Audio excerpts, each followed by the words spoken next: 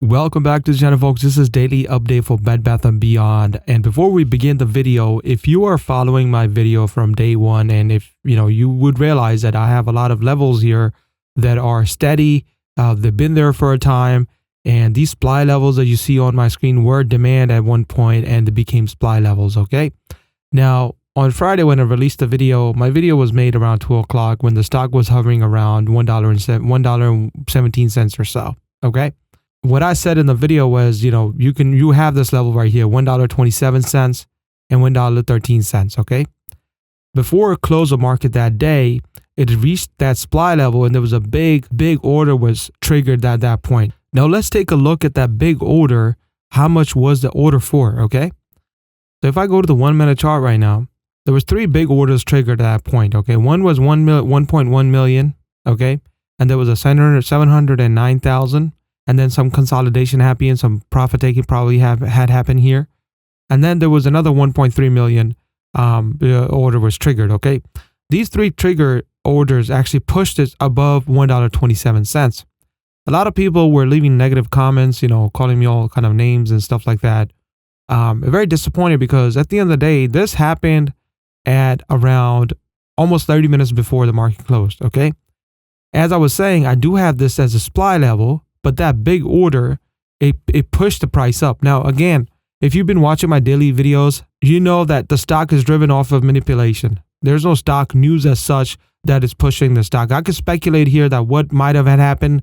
And my speculation is this is smart money right there. What they're trying to do is they realize the stock price is going steady down. And the folks that gave cash to BBBY, 337 or 339 million total, they want the price to go up a little bit. Okay, so they will manipulate the price. The short interest is 59%. All right.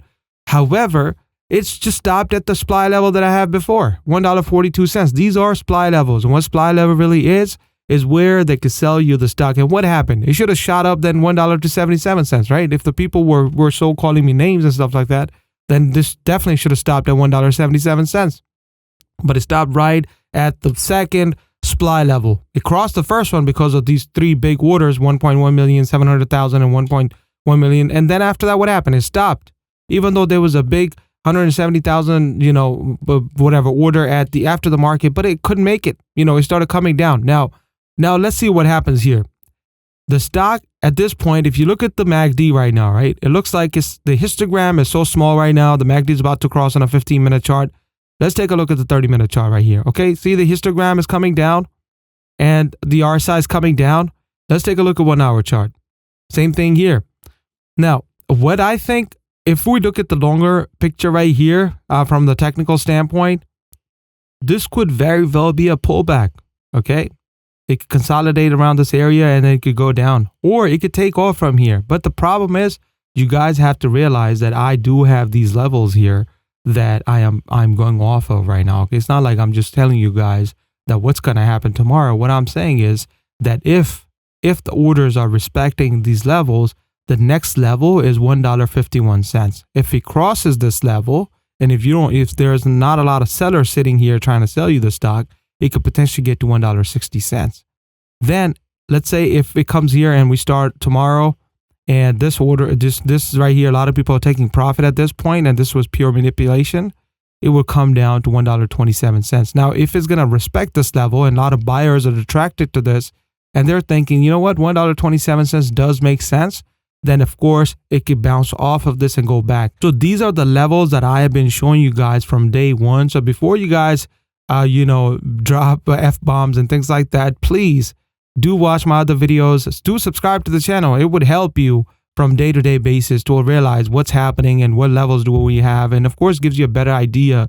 And these levels are, and I can't stress that enough, right? What happened? It did stop at the level that I have here, $1.42. Again, what happens is the price doesn't work in a single line item, okay? I can't draw up a zone because you won't be able to see a price, but usually there's always a 2 cents or 2 cents to 3 cents zone, okay? If it's $1.42, give or take, it's going to be $1.40, $1.44. Okay, something like that. It doesn't have to be one single line. Price doesn't work like that, right? With that being said, these are my levels. What I'm looking for tomorrow is If the stock goes up and it breaks this level, $1.42, we're surely getting to $1.51. And again, if it breaks that level, we could go up $1.60. But if it goes down, it could go down to $1.27. Again, $1.27 was very, very good demand level. There was a lot of buyers sitting at that point. So we'll see if it breaks that level again and goes down to $1.13. But I do think whatever happened the last minute on Friday was nothing but to just create a momentum that, you know, Monday we could push up the stock. So this is, again, is a watch and see stock. You guys have to respect these levels and look at these levels and see how the stock is behaving. Nobody could give you a definitive answer as to stock is definitely going to go up or definitely going to go down. It's stock market, okay? If everybody has the right answer to everything, then I'm pretty sure there's nobody, you know, everybody would be pretty rich, okay? So you guys have to respect these levels. Watch my videos, subscribe to the channel. I'll talk to you guys in the next video.